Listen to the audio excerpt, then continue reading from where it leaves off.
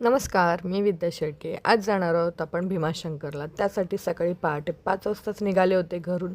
Mister आले होते आज सोडायला. त्यांना म्हटलं गाडीतलं पाणीही चेक करा, कारण की पावसाचं वायपरमध्ये पाणी असणं जास्त महत्त्वाचं होतं. 5 वाजता घरून निघाल्यानंतर पिकअपला जायचं होतं आणि त्याच्यानंतर मी पिकअपसाठी निघाले आणि पिकअप होता आज माझा चेंबूरवरून. चेंबूरला आले, पॅसेंजरच्या लोकेशनवर आले. तिथून परत त्यांना पिकअप करून लगेचच पहिले एकविराई जाणार होतो. कारल्या डोंगरात म्हणजे इतकं धुकं आहे सांगत होते सगळे, पण म्हटलं ठीक आहे बघूया गेल्यानंतर. आधी एकविरा करून मग भीमाशंकर करायचं होतं. पॅसेंजरच्या लोकेशनवर पोहोचले आणि कॉल केला. त्यांना फोन केल्यानंतर पॅसेंजर पण लगेचच आले. 6 वाजले होते मला निघायला. त्यानंतर त्यांची फॅमिली, त्यांची वाईफ, मुलगा आणि त्यांच्या वाईफचा भाऊ म्हणजेच मेवना वगैरे असं मी सगळ्यांना घेऊन माझा पुढचा प्रवास सुरू केला होता. आणि सगळ्यात आधी आम्ही म्हटलं आधी हायवेला लागूया. मी CNG वगैरे कालच मिस्टरांनी भरून आणलेला होता, त्यामुळे कुठं स्टॉप घ्यायचा नव्हता आणि लगेचच म्हटलं आता एकदा मुंबईच्या बाहेर पडूया. आज जास्त काही ट्रॉफिक लागली नाही मुंबईच्या बाहेर पडायला, त्यामुळं मग पटकन आम्ही खालापूर टोल नाक्यालाही पोहोचलो. त्याच्यानंतर म्हटलं आता पुढचा प्रवासही असाच पटपट कंप्लीट करूया. 7:45 वाजता बरोबर मी पॅसेंजरला कारले डोंगर, जिथे एकविरा आईचं मंदिर आहे, तिथे ड्रॉप केलेलं. त्यानंतर लगेचच म्हटलं आता वरती पार्किंग जास्त महत्त्वाचं असतं. वरती पार्किंगला एवढी काही जागा नसते, त्यामुळं आम्ही फायनली कारले डोंगराजवळ पोहोचलेलो होतो. त्याच्यानंतर म्हटलं आता आज रविवार होता, त्यामुळं गर्दी भरपूर असणार आहे, खूप गर्दी असणार आहे. ऑलरेडी मॅपमध्ये ते रेड दाखवतच होतं. त्याच्यामुळं म्हटलं चला काही हरकत नाही, जे होईल ते बघता येईल. इथे ऑटोवाले खूप कसे पण ऑटो चालवतात. एवढा सिंगल रोड, एवढा घाट सेक्शन आहे, पण खूप भीती वाटते ऑटोवाल्यांची इकडे, कारण की चालवताना ते विचारच करत नाही मागच्या गाडीला लागेल नाही लागेल. रफसप ते निघतच राहतात. त्याच्यानंतर मग मी वरती म्हटलं मंदिराजवळ अर्ध्या डोंगरापर्यंत गाडी जाते, जिथपर्यंत जाते तिथपर्यंत पॅसेंजरला ड्रॉप करायचं ठरवलं. त्यानंतर म्हटलं परत पार्किंग जर भेटली तिथे तर बरंच होईल, नाही तर मला पुन्हा खाली येऊन गाडी पार्क करावं लागेल. पण वाटत नव्हतं, कारण की इथूनच पार्किंगला गाड्या लागलेल्या होत्या. त्यामुळं म्हटलं ठीक आहे, आपण आधी ड्रॉप करूया आणि त्यानंतर परत खाली येऊन पॅसेंजर जोपर्यंत रिटर्न येत नाही तोपर्यंत वाट बघूया. माझी खूप इच्छा होती आज एकविरा आईच्या दर्शनाला जायची. इच्छा होती म्हणजे खरंच जायचंच होतं, पण पार्किंग कुठेही न भेटल्यामुळं मला खूप असं होतं की कसं जाणार, आपण रस्त्यात गाडी लावून तर जाऊ शकत नाही. त्याच्यामुळं म्हटलं ठीक आहे, काही हरकत नाही. मी परत गाडी वळवली, U-टर्न घेऊन पुन्हा खाली जाऊन गाडी लावू म्हटलं आणि चालत यायचं म्हटलं तर तोपर्यंत पॅसेंजरचं दर्शन झालं असतं. त्यामुळे ह्या वेळेस राहू देऊ म्हटलं. नेक्स्ट टाईम जेव्हा कधी येऊ तेव्हा निवांत दर्शन घेतल्याशिवाय जायचंच नाही. मग त्याच्यानंतर कारण की ह्या पॅसेंजरला देव जास्त करायचे होते, जेजुरी करायची होती एका दिवसातच, तर पॉसिबल ते त्यांना आधीच कल्पना दिलेली होती मी.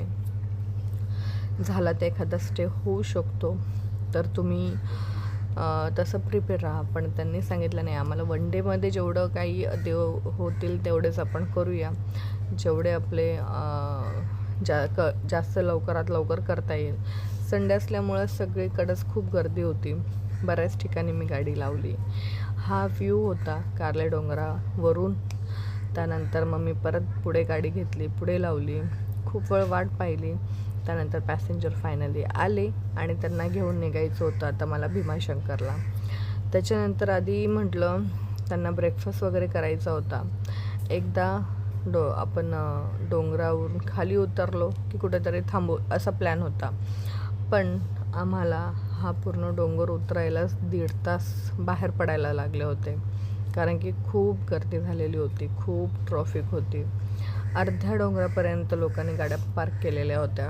त्याच्यानंतर म्हटलं काही हरकत नाही, वेळ तर खूप जात होता. त्यांना मी कल्पनाही दिली होती की 11 वाजेपर्यंतच भीमाशंकर हे देऊळ चालू राहतं, कारण की 11च्या नंतर तिथे कन्स्ट्रक्शनचं काम चालू असल्यामुळं ते बंद होतं.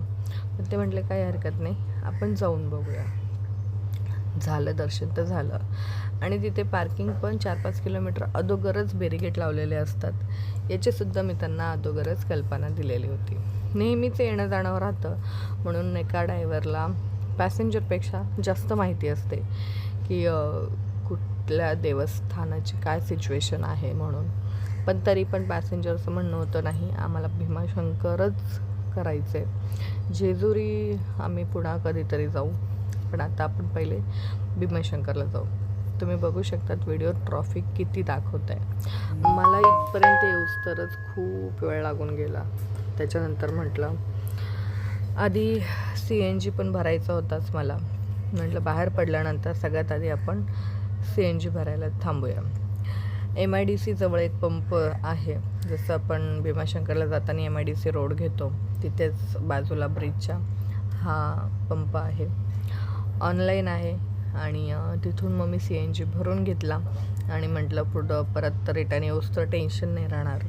प्लॅनिंग खूप छान होता माझा, पण माहीत नव्हतं पॅसेंजरचे दर्शन होणार नव्हते हे कल्पना पण होती. त्यांना कल्पना देऊन पण त्यांनी सांगितलं काही हरकत नाही, बघू आपण जाऊनच. त्याच्यानंतर मग आम्ही निघालो भीमाशंकरच्या दिशेला. पॅसेंजर खूप छान होते आजचे, खूपच म्हणतो ना आपण एकदम फ्री होते. त्याच्यानंतर त्यांना आपण वॉटरफॉल वगैरे खूप आवडत होता. त्यांच्या फॅमिलीमध्ये त्यांच्या वाईफला, मुलाला त्यांना वॉटरफॉलजवळ थांबवलं. त्यांना म्हटलं या तुम्ही फोटोज वगैरे काढून. मी पण लांबूनच त्यांचा शूट वगैरे घेतला. त्यांचा आनंद बघून छान वाटत होतं की प्रवासामध्ये असाही एन्जॉय करता आला पाहिजे की नुसतं जायचं यायचं. तर त्यांनी प्रत्येक वॉटरफॉलजवळ खूप छान छान फोटोज वगैरे काढले. खूप छान होता त्यांचा मुलगा. त्याच्यानंतर म्हटलं उशीर नको व्हायला, परत असाही उशीर झाला आहे आपल्याला, तर मग रिटर्न व्हायलाही खूप उशीर होईल. आधीच भीमाशंकरला 4-4, 5-5 तास दर्शनाला लागतात. त्यानंतर मग परत निघालो आम्ही भीमाशंकरच्या दिशेला. समोरचा व्ह्यू तुम्ही पाहिला तर सगळे वळणाचीच वाट होती आणि एवढे सगळे डोंगर आम्ही क्रॉस करून, सिंगल रोड होता. पण ह्या साईडने आम्ही जे चाललो आहे तो थोडं जिथे खराब होता तिथे मी शूट केलंच नाही. जिथे चांगला दिसेल रोड तिथे शूट करायचे, कारण की खूप गाडी आदळायची तर मोबाईलसारखा खाली पडायचा. त्याच्यानंतर म्हटलं चला आता पुढे जाऊन आपण आधी पोहोचूया भीमाशंकरला. जसं जसं आम्ही भीमाशंकरच्या जवळ पोहोचत होतो तसे तसे गाड्यांचं वाहतूक वाढत होती आणि धुकंही खूप वाढत होतं. त्यानंतर म्हटलं एवढ्या धोक्यामध्ये कसं जाणार देवळापर्यंत, हे एक टेन्शन होतं.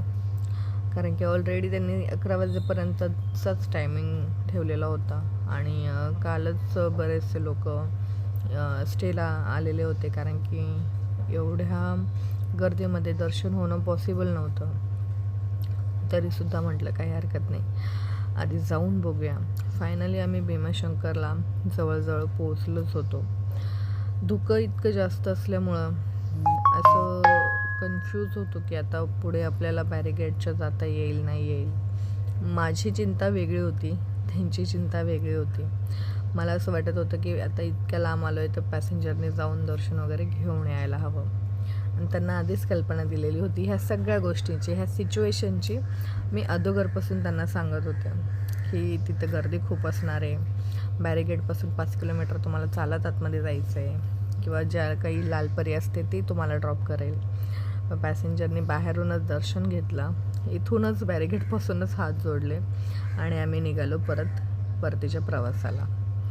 एवढ्या लांब येऊन कमीत कमी मंदिराचं मुख दर्शन, कळसाचं दर्शन घेऊन ते येतील अशी मला एक हे होतं. पण त्यांनी सांगितलं नाही, एवढ्या लांब चालत नाही जाणार आम्ही, आपण आता इथूनच परतूया. तिथे थोड्या वेळ चहा पाणी घेतलेलं. थोडा वेळ म्हणजे 1 तास कमीत कमी आम्ही थांबलेलो. त्यांना पाऊस उघडायची वाट बघायची होती. त्यानंतर मग आम्ही थांबल्यानंतर बराच वेळ टाईमपासही केला, पण त्या तिथे जाऊन दर्शन घेऊन काही आल्या नाही. बाहेरून दर्शन घेतलं, बाहेरच्या बाहेरच आम्ही आलो आणि पोचलो MIDCच्या त्याच पंपावर जिथे आपण सकाळी CNG भरलेला. संध्याकाळी 6:30 वाजता मी इथे CNGला परत रिटर्न आले. म्हणजे जाताना 12 वाजता भरलेला, रिटर्नच्या प्रवासाला आम्ही संध्याकाळच्या 6:30 वाजता CNG भरून परत निघालो मुंबईच्या दिशेला. मुंबईच्या दिशेला जात असताना पण तळेगावतून आम्ही जेव्हा बाहेर पडलो त्यानंतर एक्सप्रेसवेला लागलो. एक्सप्रेसवेला लागल्यानंतर पण लोणावळ्यात थांबायचं होतं. काही जेवायला थांबलो नव्हतं म्हणून चहा पाणी घ्यायचा होता. त्यानंतर इथे थोडं चहा पाणी नाश्ता वगैरे केला आणि समोरच्याच टेबलला 4-5 दादा बसलेले होते. त्यांनी बहुतेक मला ओळखलं होतं. मी चहाचे कप टाकायला गेले डस्टबिनमध्ये तेव्हा त्यांनी विचारलं, "विद्या, ते आम्ही तुमचे व्हिडिओ पाहतो आणि खूप छान असतात, खूप कष्ट करतात तुम्ही, खूप मेहनत करतात" म्हणे. मी माझ्या मित्रांना तेच सांगत होतो की ह्या महिला असून टॅक्सी चालवतात, टी परमिट गाडी चालवतात आणि हे सगळं ऐकून बरं वाटत होतं की ते फॉलो करतात. त्यांच्यासोबतच्या त्यांच्या मित्रांनाही माझ्याबद्दल खूप काही गोष्टी चांगल्या सांगत होते. खूप कमी लोक असतात जी ओळख दाखवतात. काही लोक मला ओळखत असतात तरीसुद्धा ते ओळख दाखवत नाही. दादांच्या ह्या 2-3 कौतुकाच्या शब्दांनी एक उत्साह येतो, एक म्हणतो ना आपण की प्रेरणा मिळते. तुम्हालाही तुमच्या क्षेत्रात, तुमच्या कामात अजून मन लावून काम करण्याची एक उत्सुकता वाढते. त्याच्यानंतर परत आम्ही निघालो मुंबईच्या दिशेला. मिसिंग लिंक रोडने आज जाताना जाणार होतो. येताना आम्ही जुन्या घाटातूनच आलेलो आणि मग म्हटलं मिसिंग लिंक रोडच्या नंतर खूप रेड असं ट्रॉफिक दाखवत होतं. त्याच्यानंतर म्हटलं छान असं मिसिंग लिंक रोडचा त्यांनी खूप आनंद घेतला, व्हिडिओज वगैरे काढलेले होते. त्याच्यानंतर मग आम्ही खालापूर टोल नाक्याला पोहोचलो. तिथून परत आम्हाला पुढचा जो प्रवास होता हा पूर्ण प्रवास ट्रॉफिकमध्ये जाणार होता. मग शूट काही केलं नाही. डायरेक्ट चेंबूरला आल्यानंतर त्यांना सांगितलं की आता आपण चेंबूरला पोहोचलो. त्यांनी खूप झोप घेतली. खूप ट्रॉफिक लागलेला होता.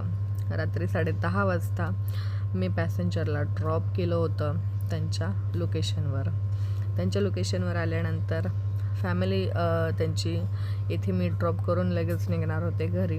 मॅमनी फीडबॅक व्हिडिओ दिलेला पण त्यांना थोडंसं कॅमेरा समोर नाही इतकं बोलता आलं, त्यामुळं मी तो म्यूट करून टाकलेला. आणि हॅपी फॅमिली होती. तर नेहमी मला सारखं सांगत होते की नेक्स्ट टाईम आपण नक्की भेटू, नेक्स्ट टाईमची टूर आपण पूर्ण प्लॅनिंगने करू. म्हणलं ठीक आहे, काही हरकत नाही. आणि मग मी निघाले माझ्या घरी. त्याच्यानंतर मग भेटूया आता पुढच्या व्हिडिओमध्ये. टाटा, बाय.